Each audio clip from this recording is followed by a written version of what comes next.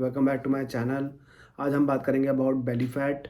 बेली fat आजकल बहुत ज़्यादा लोगों को हो रहा है, including men and women both. तो इनके पीछे रीज़न क्या है एंड हम उसको कैसे कर्व कर सकते हैं, इसमें आज मैं बात करूँगा about the two major contributors to belly fat. दो हार्मोन हैं जो इसको इम्पैक्ट करते हैं। सबसे पहला है इंसुलिन एंड दूसरा है cortisol. So without any further delay, I will cover both these hormones in the today's video। ठीक है, सबसे पहले हम आते हैं इंसुलिन पे। इंसुलिन हार्मोन क्या है कि वो आपके पैंक्रियाज से रिलीज होता है। ठीक है, पैंक्रियाज एक ग्लैंड है। तो इंसुलिन जो है it is made to reduce the glucose levels in your body. तो जब भी आप कुछ मीठा खाते हैं या आप कुछ कार्बोहाइड्रेट्स लेते हैं जो शुगर में कन्वर्ट होता है, या फ्रूट्स आप खा रहे हैं, तो वो शुगर जो बनती है उसको काबू में करने के लिए हम यूज़ करते हैं इंसुलिन। ठीक है, हमारी बॉडी जो है वो यूज़ करती है इंसुलिन। तो अब क्या होता है कि आजकल आपने सुना होगा, बहुत लोग सुनते हैं और बहुत लोगों ने सुना है कि डायबिटीज़ बहुत ज़्यादा बढ़ती जा रही है। एंड दूसरा उसका एक नया टर्म अब बना है इंसुलिन रेजिस्टेंस। ठीक है, इंसुलिन रेजिस्टेंस क्या होती है कि जब आपकी बॉडी में ग्लूकोज बहुत ज़्यादा लेवल पे हाई हो जाता है, जैसे आप कार्बोहाइड्रेट्स पे कार्बोहाइड्रेट्स ही खाए जा रहे हो, आप मीठे पे मीठा खाए जा रहे हो, या आप बड़े शौकीन हो मीठा खाने के, तो क्या होता है एक सर्टेन लेवल तक आपकी जो इंसुलिन है वो ग्लूकोज को कंट्रोल कर लेती है। लेकिन कुछ टाइम के बाद आपके जो सेल्स हैं, वो इंसुलिन को लेना बंद कर देते हैं। They close their gates. ठीक है, कि इंसुलिन अब एंटर नहीं होगा सेल्स के अंदर। तो क्या होता है कि इंसुलिन रेजिस्टेंस उसको हम बोलते हैं कि आपकी जो बॉडी है वो इंसुलिन को रेजिस्ट कर रही है। ठीक है, तो उससे क्या होता है कि आपका ग्लूकोज लेवल जो है वो घूमते रहते हैं, तो आपका फैट बढ़ता रहता है बॉडी में। ठीक है, अब इसमें major contribution towards the belly fat होता है, बिकॉज इसमें ये होता है कि आपका जो बेली फैट है वो एक मेजर कंट्रीब्यूटर है टुवर्ड्स इंसुलिन रेजिस्टेंस।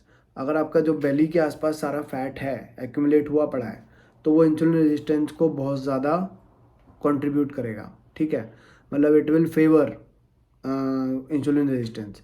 जितना आपका फैट यहाँ पे ख़त्म हो जाएगा मिड रिब से, आपके बेली से, उतना आपको इंसुलिन रेजिस्टेंस या डायबिटीज़ नहीं होगा। बिल्कुल भी चांस बहुत कम है, नहीं होगा आपको। ठीक है, तो ये मैं रिसर्च जो हुई है, मैं लिंक्स सारे डिस्क्रिप्शन में डाल दूंगा, आप देख सकते हैं।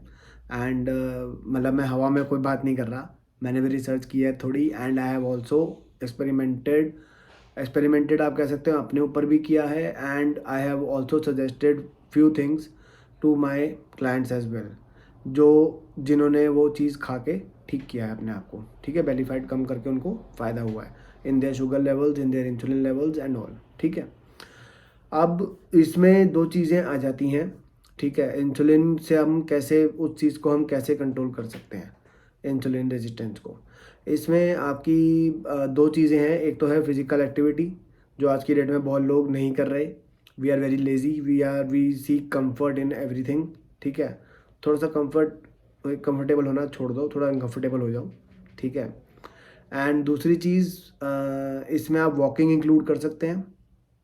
नॉर्मल वॉकिंग, कोई ज़रूरत नहीं है कि आपको स्प्रिंटिंग करनी है, पुशअप करने हैं, जिम में हैवी वेट उठाना है।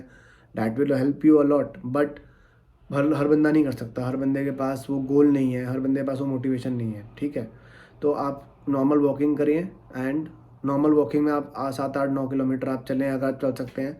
At least start with 5000 6000 steps. ठीक है, आप अगर बिल्कुल नहीं चलते तो 3000 4000 से स्टार्ट करो भाई, लेकिन करो। ठीक है, उससे आपको बहुत बेनिफिट होगा, इंसुलिन आपके काबू में आएगी। ठीक है, जो टू मच इंसुलिन रिलीज हो रही है वो काबू में आएगी, और फैट बर्न तो होगा ही होगा डेफिनेटली। ठीक है, अब इसमें एक और चीज़ आती है जो आजकल बड़ी चल रही है, बड़ी ट्रेंड में है, that is keto diet. Keto diet I recommend, but to certain people. हर बंदे को कीटो डाइट सूट नहीं करती, पहली बात। हर बंदे को हर डाइट सूट नहीं करती। ठीक है, एवरीबडी इज़ डिफरेंट। ठीक है, तो इसमें क्या होता है कि आपका जो कीटो डाइट है, कीटो डाइट में बहुत सारी रिस्ट्रिक्शंस होती हैं, स्पेशली टू कार्ब्स और इवन प्रोटीन एज वेल। इसमें फ़ैट ज़्यादा क्वांटिटी में खाया जाता है कीटो डाइट में। ठीक है, मतलब आप कह लो कि लेस देन 50 ग्राम्स आपका कार्ब्स होता है, 10 to 20% आपका प्रोटीन होता है, एंड 70 to 80% आपका प्रोटीन फैट होता है। ठीक है, fat is full of calories, अगर आपको नहीं पता तो आप कोई भी ऑयल की बोतल उठाएं एंड वो देखें तो उसमें आपको 100 ग्राम्स में 800 900 1000 कैलोरीज मिलेंगी। ठीक है, 100 ग्राम्स तो सब्जियों में हमारे ऐसे ही डल जाता है जो हम खा लेते हैं। तो कीटो डाइट में I recommend to certain people, वो भी मैं रिपोर्ट्स देख के एंड उनकी एनर्जी लेवल्स देख के, उनकी चीज़ें देख के, उनके टेस्ट देख के I suggest, otherwise I don't suggest. Keto diet में आपका मेजॉरिटी होता है कि आप सैलेड्स बहुत ज़्यादा खाएं, ग्रीन लीफी वेजिटेबल्स खाएं। हर बंदे को टेस्ट नहीं होता, हर बंदे को कई चीज़ें अलाउड नहीं होती। और दूसरी चीज़ ये है कि उसमें आप नॉनवेज खाएं, हर बंदा नॉनवेज भी नहीं खाता। अगर आप उसमें नॉनवेज नहीं खाएंगे, आप दूध पिएंगे, वीगन डाइट तो मैं रिकमेंड नहीं करता बिल्कुल भी, क्योंकि उसमें तो बहुत डेफिशिएंसीज हो जाएंगी। कीटो में भी एक टाइम के बाद मैंने देखा है कि लोग बाउंस बैक कर जाते हैं। ठीक है, तो उससे बेटर है कि आप फास्टिंग या इंटरमीडिएट फास्टिंग करें। इंटरमीडिएट फास्टिंग में आप विंडो सेलेक्ट कर लें 8 आवर्स की, 6 to 8 आवर्स की, ज़्यादा नहीं। उसी में आप अपना खाना मेजॉरिटी में खा लें और बाकी टाइम अपने आप को रेस्ट दें। ठीक है, और फास्टिंग में ये है कि आप हफ्ते में 1 दिन 2 दिन आप फास्ट रख सकते हैं, जितनी आपकी कैपेसिटी है। ठीक है, अगर आप रखते आए हैं तो आप अपने हिसाब से रख सकते हैं। अगर आपने कभी नहीं रखा तो 1 दिन से आप ट्राई करें, 1 दिन आप स्टार्ट करें एंड डोंट गो ओवरबोर्ड। ठीक है, ये नहीं कि आपको फास्टिंग के लिए बोला तो आप रोज़ ही फास्ट कर रहे हो, अल्टरनेट डे फास्ट कर रहे हो, ऐसा मत करना। ठीक है, उससे बेटर आप फास्टिंग करें। तो कीटो डाइट से बेटर आपकी फास्टिंग ज़्यादा इम्प्रूवमेंट करेगी। एंड फास्टिंग जो है, और intermediate fasting and intermediate fasting both, they are responsible for boosting your growth hormone. जितना आपका ग्रोथ हार्मोन रिलीज़ होगा उतनी आपकी बॉडी जो है वो अच्छे तरीके से रिस्पॉन्ड करेगी टू ऑल दीज हार्मोन्स। ठीक है, आपको नींद भी अच्छी आएगी, आपको एनर्जी लेवल्स अच्छे लगेंगे एंड आपको हल्का हल्का लगेगा। You will feel very a lot lighter. तो लाइटर आप फील करोगे तो एनर्जी लेवल्स आपके ऑटोमेटिकली बढ़ जाएंगे। ठीक है, ये हो गया अबाउट इंसुलिन। अब आएगा अबाउट कॉर्टिजोल। ठीक है, अब इसमें कॉर्टिजोल मैं बोलता हूँ जो मेरी नज़र में है एंड बहुत मैंने देखा है, cortisol is kind of majority of the cases indirect contribution होता है इन बेली फैट। क्योंकि कॉर्टिजोल ऐसा है कि आपको स्ट्रेस जब भी पड़ता है, emotional stress, physical stress, mental stress, too much stress आप जब लेते हो तो उसमें क्या होता है कि आपकी बॉडी कॉर्टिजोल रिलीज़ करती है। ठीक है, तो कॉर्टिजोल रिलीज़ करती है। कॉर्टिजोल जब बहुत ज़्यादा होने लग जाता है तो सेम उसका प्रोसेस है जैसे इंसुलिन का था। जब बहुत ज़्यादा कॉर्टिजोल होने लग जाता है तो आपके लिए वो नेगेटिव है। हालांकि cortisol is a good hormone, insulin भी गुड हार्मोन है, इट हैज़ सम पर्पस। तो वो बुरा हार्मोन तो हो ही नहीं सकता, राइट। तो लेकिन अगर too much of everything is bad, तो वो क्या है कि कॉर्टिजोल आपको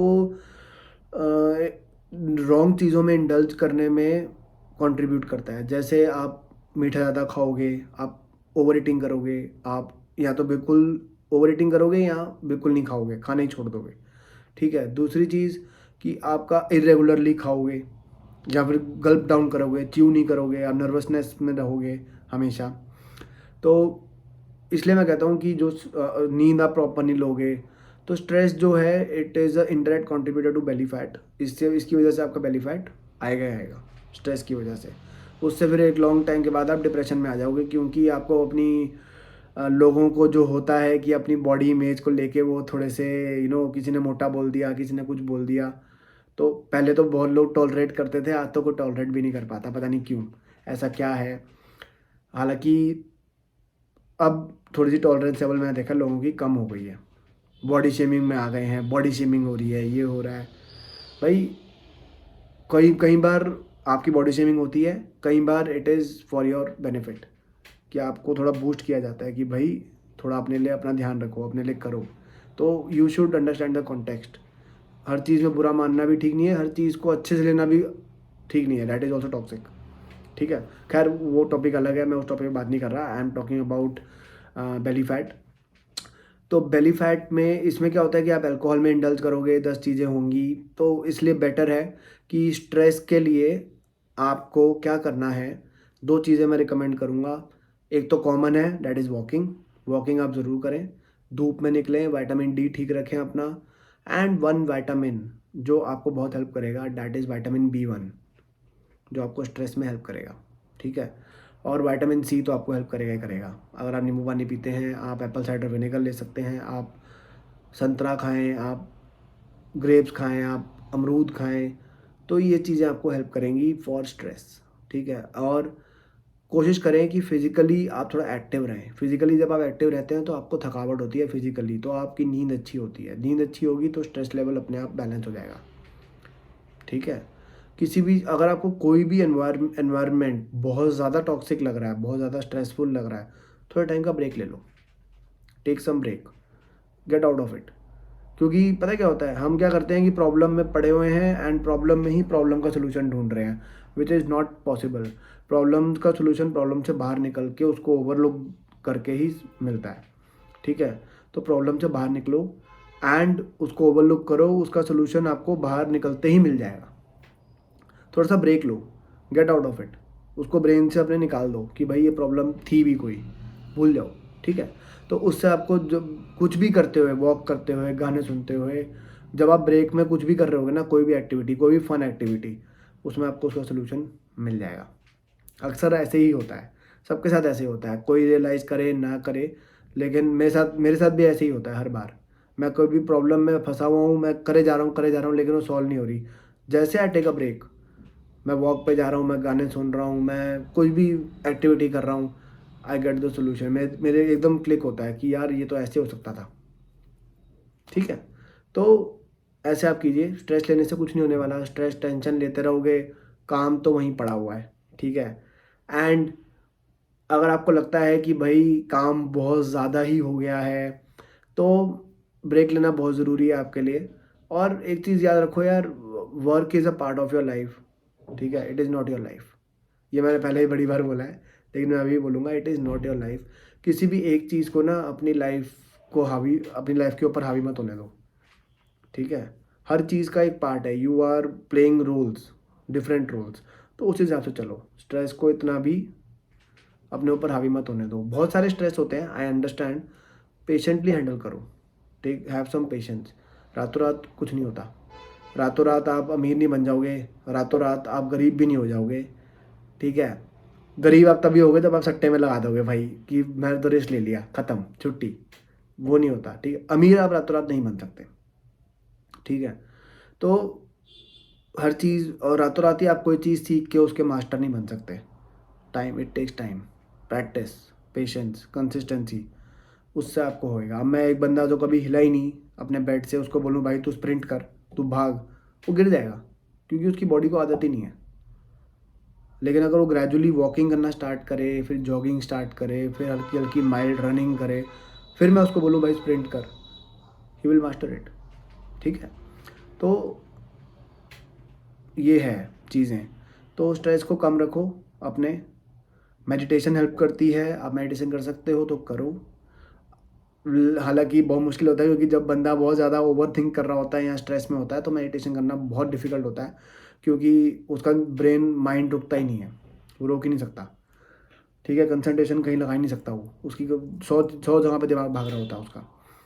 दूसरी चीज़, योगा आपको बहुत हेल्प कर सकती है। Yoga helps you in flexibility, yoga helps you in many ways, but yoga demands patience, yoga demands consistency. कोई भी चीज़, योगा हो, वॉकिंग हो, रनिंग हो, कोई भी चीज़ हो, कंसिस्टेंसी आपको चाहिए ही चाहिए। चाहे आप आज 20 लगा रहे हो, कल आप 10 लगा पाओ, लेकिन आप 10 तो लगाए। तो कंसिस्टेंसी रखो। कंसिस्टेंसी का मतलब ये नहीं है कि आपने आज 20 लगाए तो आप कल 200 ही लगाओगे, या आप कल 50 लगाओगे, या 300 लगाओगे। नहीं भाई, ऐसा नहीं होता। कंसिस्टेंसी होती है कि यू आर डूइंग इट। ठीक है, आप कर रहे हो।